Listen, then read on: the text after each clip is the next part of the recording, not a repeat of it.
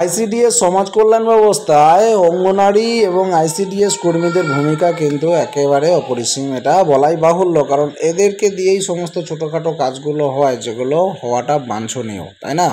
শিশু পুষ্টি থেকে মাতৃসেবা, গ্রামীণ এলাকায় স্বাস্থ্যের প্রাথমিক স্তরে কিন্তু এই কর্মীরা নিরবচ্ছিন্নভাবে কাজ করে চলেছেন। যেদিন থেকে মুখ্যমন্ত্রী মমতা বন্দ্যোপাধ্যায় এদের দায়িত্ব দিয়েছেন, এদের কিন্তু দায়িত্ব বাড়তেই গেছে, কমেনি। সুতরাং এদের প্রয়োজন কতটা ছিল এখন আমরা অনুভব করতে পারি। কিন্তু দীর্ঘদিন ধরে তারা নানা রকম বঞ্চনা, অবহেলা এবং অস্বীকৃতির শিকার হয়ে আসছেন। কেন আইসিডিএস কর্মীদের আন্দোলন হচ্ছে, তাদের দাবিগুলো কি, সরকার কি বলছে, কিভাবে তাদের ভবিষ্যতের দাবি পূরণ হতে পারে, এই নিয়েই থাকছে আজকের ভিডিও। অবশ্যই ভিডিওটা শেষ পর্যন্ত দেখবেন, পাশাপাশি শেয়ার করবেন, যাতে করে প্রত্যেকে দেখার সুযোগ পায়। আর আপনি যদি এরকম আপডেট পেতে চান, চ্যানেলটিকে সাবস্ক্রাইব করার পাশাপাশি বেল আইকনে ক্লিক করে নেবেন। আপনাদেরকে বলি তাদের বর্তমান অবস্থাটা কি আর তাদের ভূমিকাটা কি। দেখুন, আইসিডিএস কর্মীদের ভূমিকা গুরুত্বপূর্ণ। পশ্চিমবঙ্গের গ্রামাঞ্চলে শিশু এবং মায়েদের পুষ্টি, স্বাস্থ্য পরীক্ষার প্রাথমিক পর্যায়, টিকাকরণ, ওয়ার্কশপ ইত্যাদি নানা গুরুত্বপূর্ণ দায়িত্ব পালন করেন আইসিডিএস কর্মী এবং সহায়িকারা। তারা রাজ্য সরকারের অধীন অস্থায়ী ভিত্তিতে নিযুক্ত হলেও তাদের কাজের গুরুত্ব কোনোভাবেই অস্বীকার করা যায় না। তবে দীর্ঘদিন ধরেই তারা কিন্তু দাবি করে আসছেন কিছু কিছু বিষয়ে, আর তার মধ্যে অন্যতম হচ্ছে যে তাদের স্বীকৃতি। তারা স্থায়ী কর্মচারী হিসেবে স্বীকৃতি চাইছেন। বেতন অতি কম, তাই তাদের বেতন একটু বাড়াতে চাইছেন। রিটায়ারমেন্ট বেনিফিট নেই, সেটা কিন্তু তারা চাইছেন। অনেক সময় নতুন নিয়োগও বন্ধ থাকে বছরের পর বছর, সুতরাং যাতে বেশি বেশি নিয়োগ হয় সেটাও তারা চাইছেন। এই দাবি, মোটামুটি দাবি কি থাকছে আপনাদেরকে বলি। প্রথম দাবি থাকছে, মূল হচ্ছে রেগুলারাইজেশন। যদি তাদের রেগুলারাইজেশন না করা হয়, তাদের এইভাবে কাজ করতে খুব অসুবিধা হচ্ছে। তারা এখনও অস্থায়ী, যা নিরাপত্তাহীনতার পরিবেশ তৈরি করে। তাছাড়াও তাদের দাবির মধ্যে আছে বেতন কাঠামো সংশোধন, কারণ তাদের মাসিক সাম্মানিক মাত্র 4500 থেকে 6000 টাকার মধ্যে, যেটা বর্তমান বাজার মূল্যে একেবারেই কিন্তু অপ্রতুল এবং এইভাবে সংসার চালানো কঠিন ব্যাপার। তাদের দাবি অন্তত 25,000 টাকা মাসিক বেতন ধার্য করা হোক। তাছাড়া আরও আছে তাদের দাবি, সেটা হচ্ছে রিটায়ারমেন্ট অনারিয়াম চালু।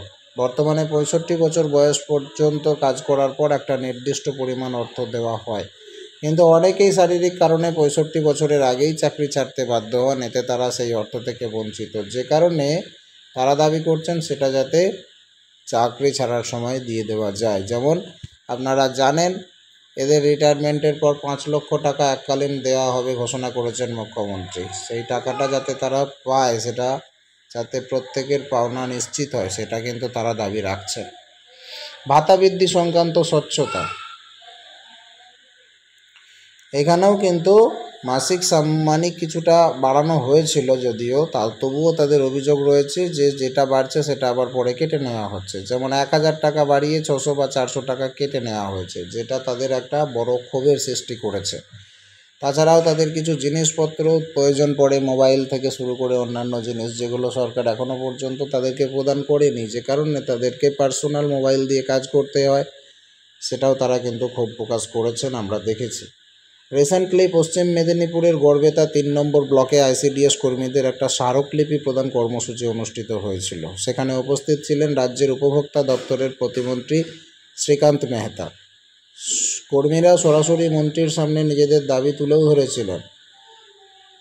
এই প্রশ্নে প্রতিমন্ত্রী আশ্বস্ত করে বলেছিলেন যে তিনি বিষয়টা উপর মহলে তুলে ধরবেন, আর এ থেকেই স্পষ্ট যে সরকার বিষয়টা আমলে নিতে কিন্তু শুরু করেছে। সেখানে তারা প্রশ্ন করেছিলেন যে আপনাদের বেতন বাড়ে, অর্থাৎ এমএলএ এমপিদের ভাতা বাড়ে, তাহলে আইসিডিএস কর্মীদের ভাতা বাড়াতে এত আপত্তি কিসের?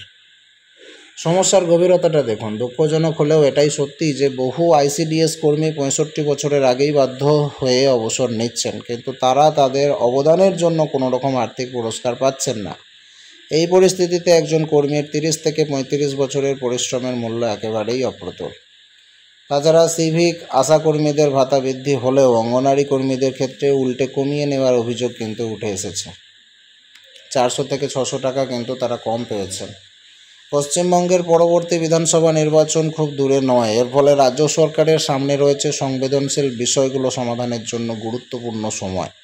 যদি আইসিডিএস কর্মীরা সঠিকভাবে এবং শান্তিপূর্ণভাবে তাদের দাবি সংগঠিত করেন, তাহলে তা সরকারি সিদ্ধান্তে প্রভাব ফেলতে পারে।